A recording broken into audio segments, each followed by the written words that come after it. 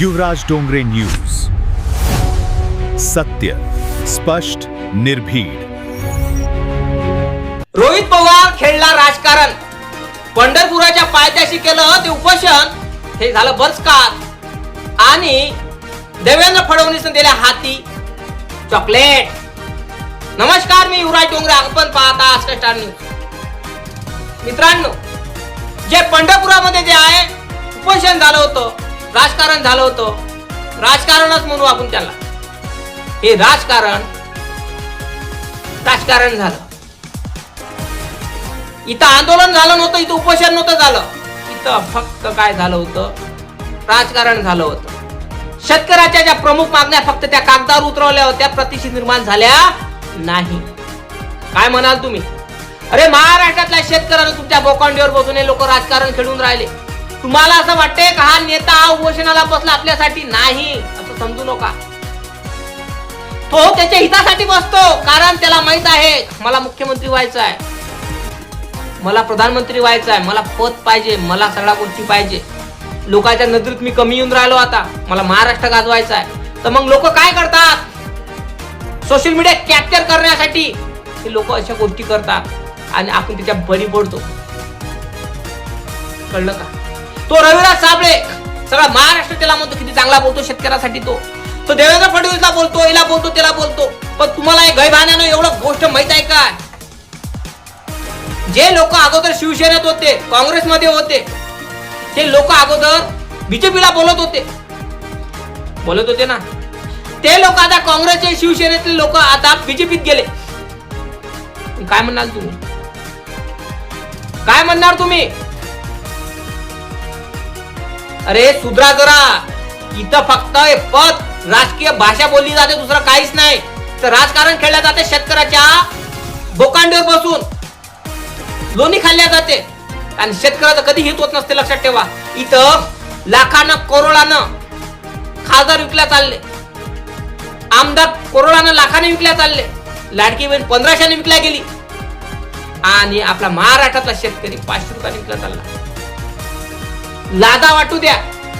रविराज साबळे सारखे, रोहित पवार सारखे लोक आमदार आहे. रोहित पवार, त्यांच्या कारकिर्दीत तुम्ही आंदोलन पाहिलं काय? आताच का केलं? अरे काहीतरी मागच्या मागं अंधार गाडतो असेल ना तुम्हाला माहित आहे का? त्यांच्या कारकिर्दीमध्ये कुठली कर्जमाफी झाली मला सांगा. त्यांचे काका पवार उपमुख्यमंत्री होते, अजित पवार, त्यांच्या कारकिर्दीत कुठली कर्जमाफी झाली ते सांगा मला. अरे उलटे ते म्हणायचे कर्ज भरा म्हणून, कर्ज सोंग करू नका, जसा घेतला तसं भरा. त्यांनी रविवारी बँका उघडल्या होत्या. काय म्हणाल तुम्ही? अरे दादा, डोक्यात भुसा बसलाय का रे शेतकऱ्यांनो? कोणी आपलं कोणीच नाही आहे, हे लक्षात ठेवा. जो आपली गुण बोलला, त्यानं आपली गुण चोपडेपणा केल्या, तर त्याला आपण काय करतो? ढगात उचलतो. राजकारण आहे, एकामेकाला ट्रोल केल्या जातं, राजकारणात ट्रोल केल्या जातं. राजकारणात ट्रोल का केलं जातं? कारण ही परिभाषा राजकारणातली आहे. कळलं का? राजकारणातली परिभाषाच ती आहे, एकामेकाला ट्रोल केला तो कोणीच कोणाचा नसतो. जो करतो त्याला तो दिसत नसतो. इथं आपला देवेंद्र फडणवीस जरासा एखादा स्वच्छताचं काही असू द्या, व्याज झाडणं घेतो व्हिडिओ काढण्यासाठी. आता एक नवीन व्हिडिओ व्हायरल झाला आपल्या महाराष्ट्रात, विदर्भात, रवी राणाचा. वावरात ते पेरणी करून राहिले आणि तिथे व्हिडिओ शूट करून राहिला. ट्रॅक्टर नवीन होता, विचार करा तुम्ही. आणि तो काय म्हणे, सकाळपासून मी स्वतःच्या शेतात पेरणी करून राहिलो, ढोरा डुकराने लागून राहिलो. राज्यावर तो 4 वेळा झालेला निवडून आमदार, तो आमदार असा बोलून राहिला. खरं वाटन का तुम्हाला? खरं वाटन काय? अरे काय सांगून का राहिलो? लोकांना माहित आहे की सोशल मीडिया कॅप्चर करणं लय महागात पडते. एक वेळा व्हायरल झाला पण लोक डोक्यावर उचलते. म्हणजे लोक न्यूज वाल्याला आपल्या औरत बोलावतं, माझा व्हिडिओ शूट करतो रे बाबू, माझा व्हिडिओ शूट करतो. ट्रॅक्टर नवीन, सगळ्या गोष्टी नवीन. गडी म्हणतो मी सकाळपासून पेरणी करून राहिलो म्हणून राहिला. पण काय म्हणाल तुम्ही? हे राजकारण आहे. सोशल मीडियावर कॅप्चर होण्यासाठी, व्हायरल होण्यासाठी लोकांना भूत चढलेला आहे. आंदोलन उपोषण करतात लोक, मी नाही म्हणत नाही. बच्चूभाऊ कडूंनी पहिल्यांदा आपल्या महाराष्ट्रात, विदर्भात त्यांनीच आंदोलन निर्माण केलं. शेतकऱ्यासाठी लढणारा माणूस तोच आहे. आता तर पवार दिसून राहिले, नजरेत आले. कधी पवारनं आंदोलन करून पाहिलं का, उपोषण केलं का, कधी पाहिलं का तुम्ही त्यांच्या फॅमिलीमध्ये? नाही पाहिलं ना. आणि तिथं रवाईन बोलतो आणि म्हणतो काय, बघा शेतकरी पुत्र कसा उपोषणाला बसलेला आहे, आम्ही तुमच्या पाठीशी आहे दादा, घाबरू नका. काय भेटला बाबाच्या ठिल्लू हाती? त्या बच्चू भाऊला ट्रोल केला, आता करणार ट्रोल तुम्ही? नाही ट्रोल करू शकणार. काय ट्रोल करणार तुम्ही? नाही करू शकत ट्रोल तुम्ही. हा, कारण गांडो सोटे मारते ना ते माणसं.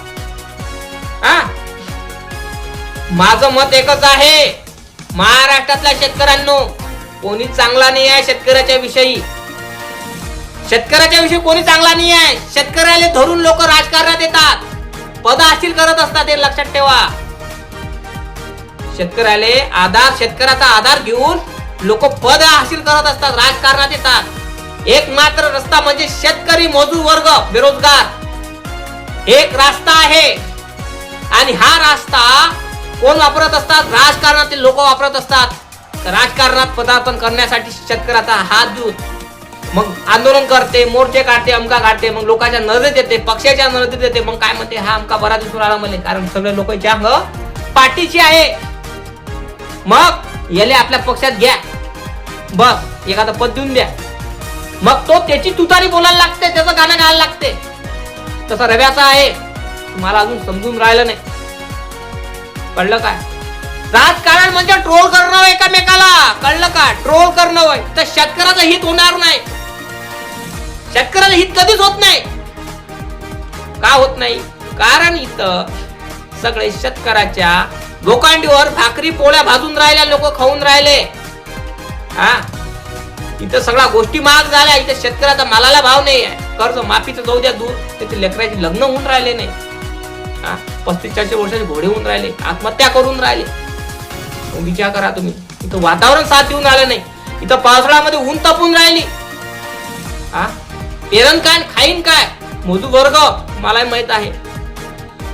शेतीत पेरत तेव्हा मजूर कामाला सांगत, मजुराच्या हाताला काम नाही. चोऱ्या, आत्महत्या प्रमाण जास्त वाढणार आहे आता. काय वाटतं तुम्हाला? नक्की कमेंट करून तुम्ही सांगा. हा रव्या साबड्या खरंच ट्रोल करून आला, हे शेतकऱ्याच्या हितासाठी बोलतो.